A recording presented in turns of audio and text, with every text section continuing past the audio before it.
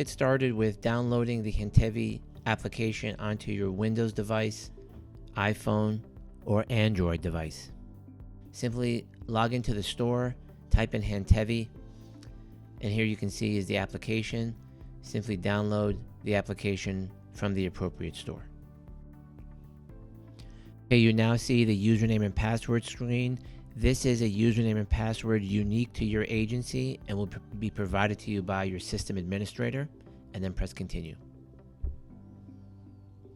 You can see here now that it's asking you for your first, last name, agency, employee ID, and email. Please fill that out accordingly. And then press continue. Then read the terms and conditions and click I agree. The first screen you will come to is this screen. You can read the blue box and then you can uncheck that checkbox and you'll land here. This will be the start screen every time you open up the application so that you're ready to start a new patient. The goal of the system is to provide information to you prior to arrival on scene with the patient, and also after you've transported the patient to the hospital. And so now we're ready to start the case. As you saw in that video, the girl was having pain and she needed some medication for pain. So you simply start by pressing the green button, going to her age, in this case, let's say 5 years of age. And now these medications are customized to your department. That's been done on the front end. It took weeks to get that done and to be customized. So here you can see the dose of fentanyl is 0.4 ml. We're going to go ahead and click there. You see the route is either IV, IM, IN. Let's say we want to give that 0.4 mLs IN. And now you have a choice of requested or given. If you're a pre-hospital provider, you're strictly going to use the given button. So we'll click on given. So you can see here that, let's say we wanted to use another medication like midazolam. We can click on midazolam. Again, all the information is listed there, even the amount, the 2 milligrams. But again, you're going to be focusing in on the dose, which is 0.4 mLs. I'm going to click on given, and that turns green.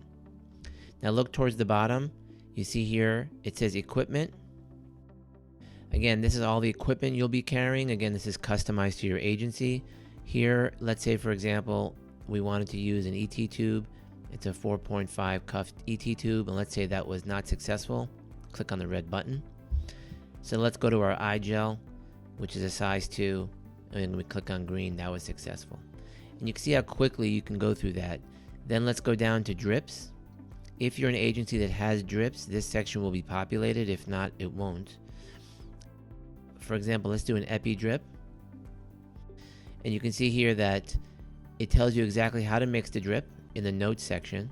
It tells you the rate of 12 cc's per hour. And again, you'll click on given. So not only are we giving you the rate, but we're actually telling you how to mix it per your agency specifications. And then you can see here that the electrical portion, if you want to defibrillate, you click on, let's say, 50 joules. You say rhythm not converted, that turns red. So let's say we have to move ahead and go to 100 joules. So all these numbers are being given to you. There's no need to do the math any longer. And that turns green when it's positive. You can keep flipping back and forth, go back to medications. You can just keep giving medications. I'll go quickly here. Amiodarone. Let's do some calcium. Epi for cardiac arrest is 2 cc's.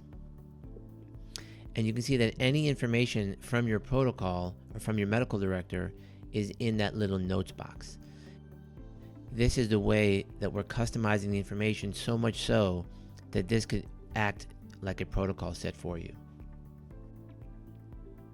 So now let's go through how to submit this record over to your ESO record. So we'll go ahead and click at the top right, the menu bar. Now you want to click on Review and Submit the Chart.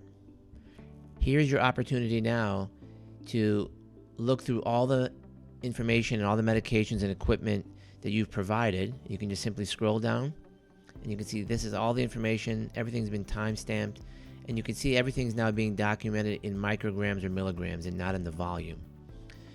All we ask of you now is to put in your name, your full name, and this is how we know who the documenter was. Now, let's say that you wanted to change the dose or the timing of the fentanyl. So let's click on fentanyl. We'll click into the time bar, and let's say we gave it at 1612. Simply update by checking the box, going update, and now you can see that that medication time has been changed. And when everything looks okay, you click on this green box and click on submit to my EMR and close. And now this chart is now being sent wirelessly in the cloud over to ESO. Note that this step requires Wi-Fi or cellular service. You can see the chart has now been sent, and let's go see how to retrieve it from the ESO side. Okay, so now we've simply flipped over to the ESO EHR, and you can see here that I'm inside a patient record. Now you simply go to the flowchart, and at the bottom right you'll see the import button. Click on the import button, and you'll see that a list of recent patients will show up here, with the most recent being at the very top. You'll note that the child that we were demoing was a 5-year-old 20-kilo child. We had 11 treatments, and you can see that it was sent here at 15:22. We'll go ahead and click on that, and we'll press receive. And that's all that has to be done, really, to then bring all the information over from Handtevy into ESO, and this system will work. And you'll see now that this screen comes up. It says import done, and you'll click on OK. And you can see here that in the order that it was completed, this information has been walked across.